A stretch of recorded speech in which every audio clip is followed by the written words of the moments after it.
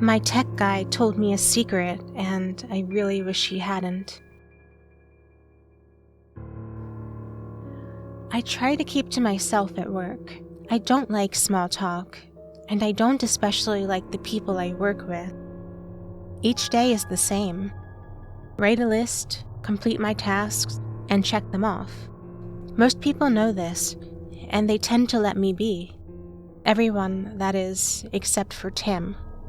Tim leaned against the desk, fiddling with the replacement iPad he'd brought for one of the students.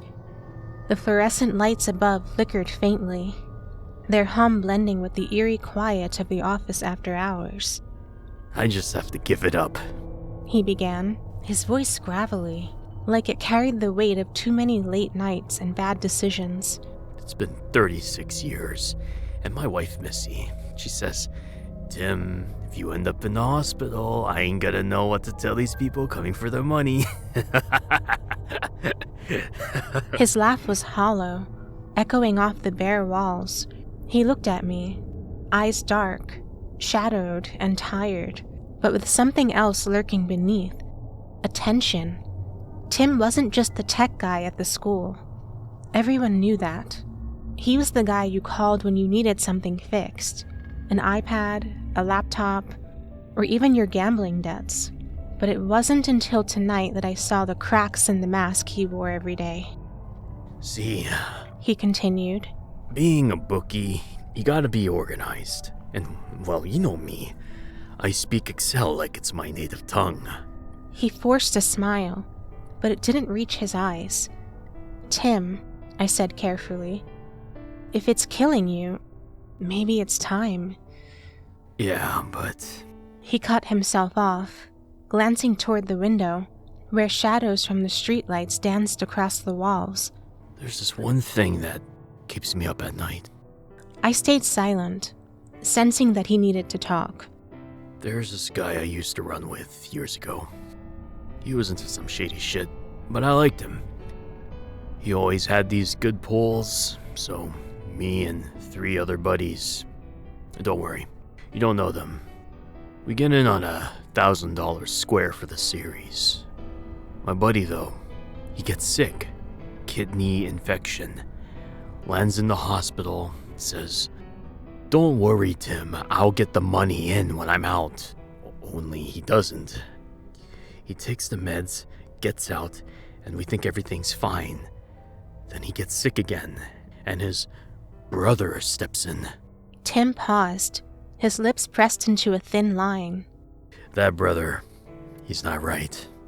Took $60,000 from the guy while he was laid up, sold his dogs, blew it all on some boat he didn't even know how to drive. Worst of all, when my buddy finally kicks the bucket, that brother takes over the book. The room seemed colder now, the air pressing in like unseen hands.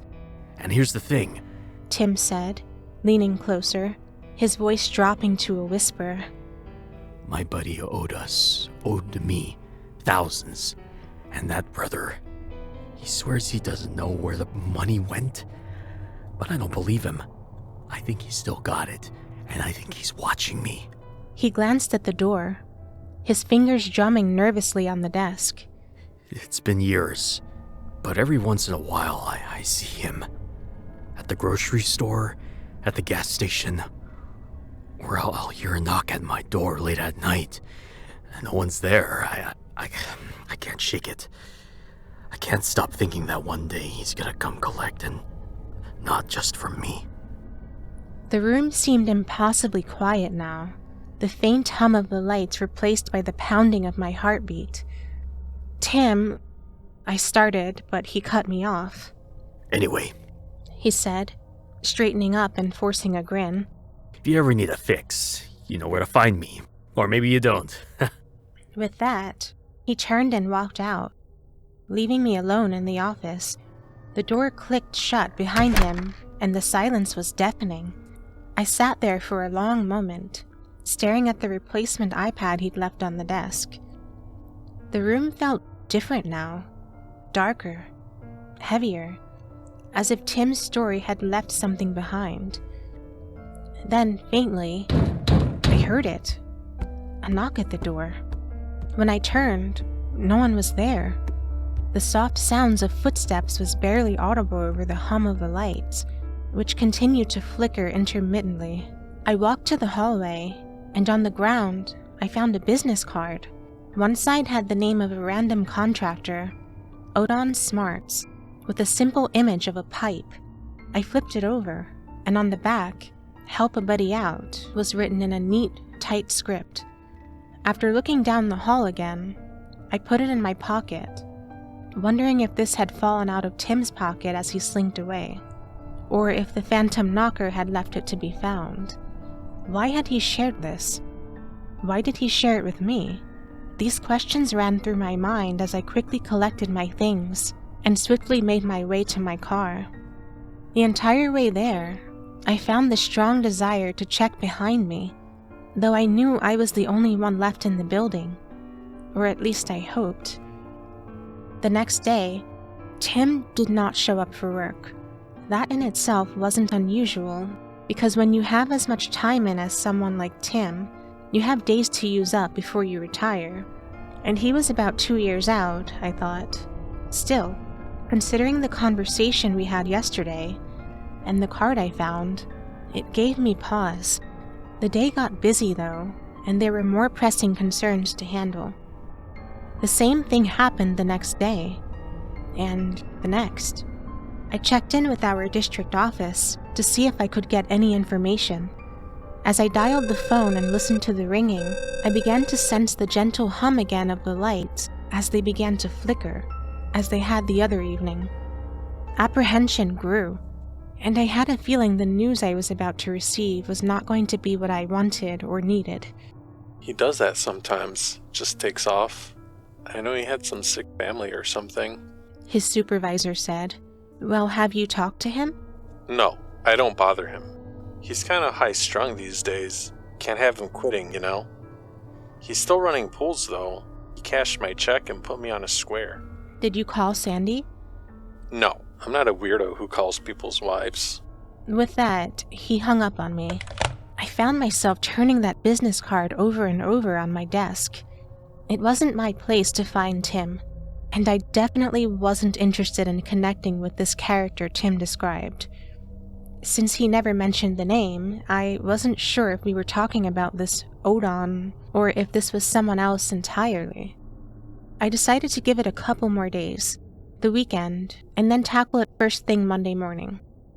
Monday arrived, but still no sign of Tim. I busied myself with morning tasks, but an unease clung to the air like static. Finally, I pulled the business card from my pocket. As I did, the overhead lights began to hum, a low, pulsing sound that seemed to vibrate through my chest. They flickered erratically, throwing shadows that danced on the walls. I dialed the number. The line rang, each tone echoing louder than the last. Just as I was about to hang up and devise another plan, a click broke the silence. Someone had answered. "Hello?" I whispered, my voice barely audible over the now unsteady hum of the lights. No response. "Hello? Is anyone there?" I asked again, louder this time. The room plunged into darkness. The hum swelled into a deafening crescendo before suddenly cutting off. My heart pounded in the silence. "What can I do for you?" A gruff voice asked, raspy and unfamiliar, crackling through the line, like it was being dragged from somewhere deep underground. The lights sputtered back on, brighter than before, humming so violently they seemed ready to shatter. "Well," I stammered, my throat dry. "I found this card, and I'm looking for someone. Tim. Do you know him?" The voice on the other end gave a low chuckle, the sound sharp and grating. "Oh yeah, Tim. I know him. We go way back. He's a buddy of mine. Funny thing is, I only help buddies out. You a buddy?" I don't even know you." "No, but I like your voice. How about this? You show up at Lake Street tonight, 11 o'clock sharp. Bring a deck of cards and some cash. The man growled. The line went dead before I could respond, the dial tone buzzing ominously in my ear. Now, I pride myself on being rational. I don't talk to strangers. I definitely don't call mysterious numbers. And I never show up at strange locations at ungodly hours with money and a deck of cards. But as the day stretched on, the options for finding Tim dwindled. The lights in my office had started humming again, louder now. A maddening drone that crawled into my skull. I tried to drown it out with busy work, but as night fell, it was all I could hear. By the time the clock inched toward 11, my nerves were shot. I sat in the dim light of my living room, turning the business card over and over in my hands. Who was this man?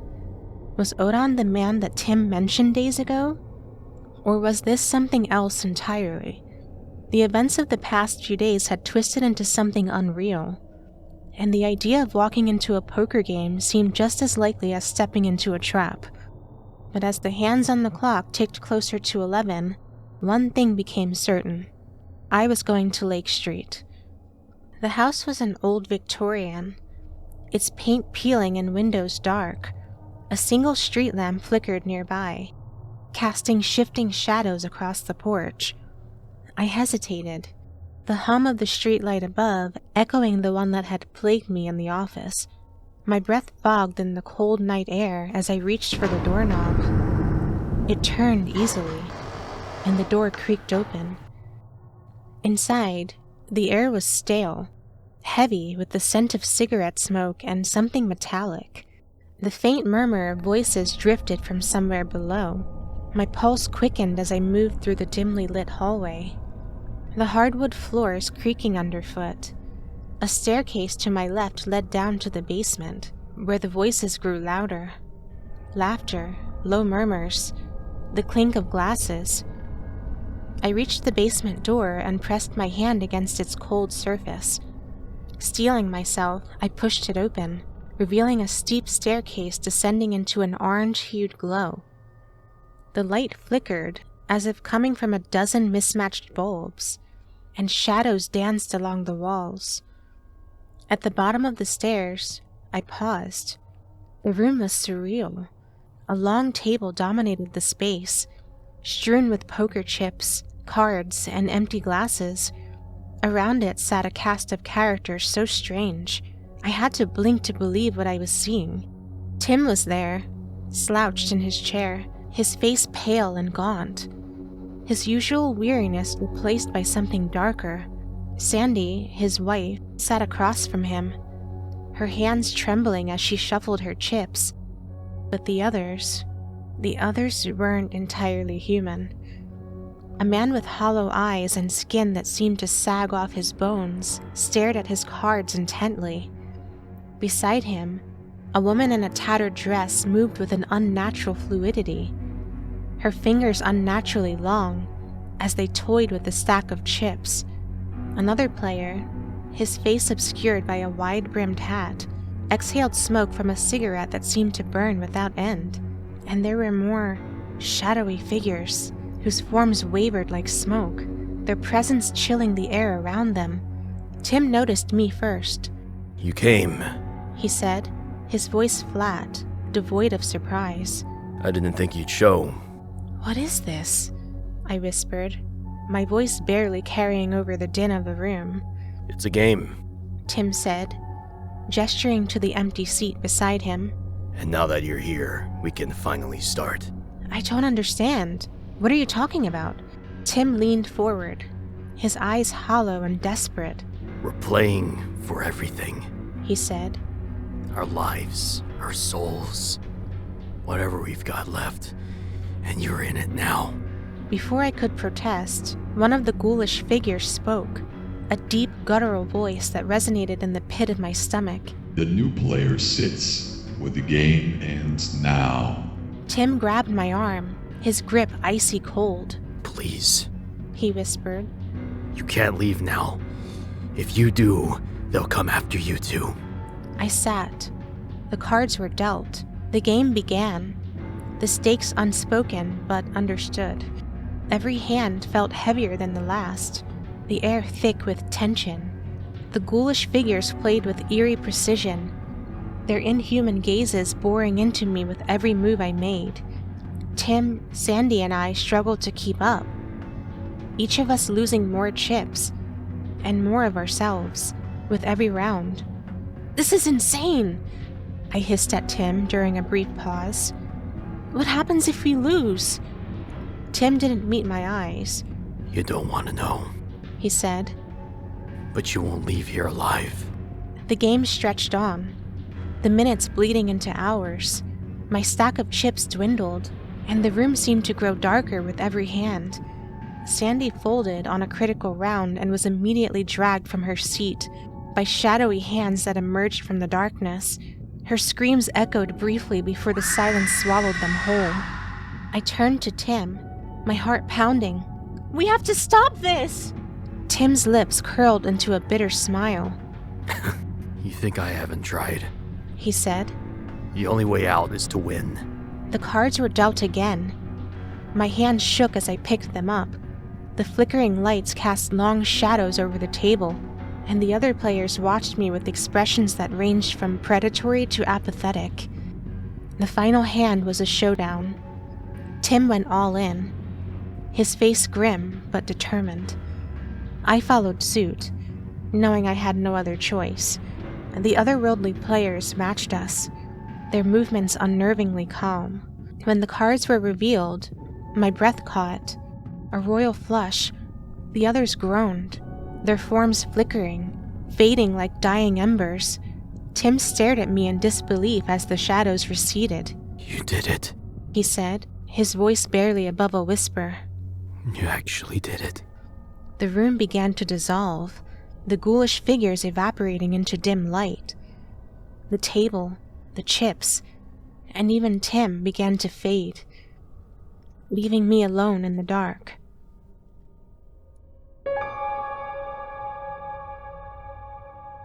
Hello everybody, I hope you enjoyed that story. I certainly did. I really liked the messaging behind it. Excellent job to the author. I also want to thank the voice actors that joined me for this. I really appreciate the help. You really helped to bring the narration to life. You can check out their information below. I'll have it pinned and in the description. What did you all think of the story? Leave a comment. Be sure to subscribe for more stories like this, and I'll see you next time.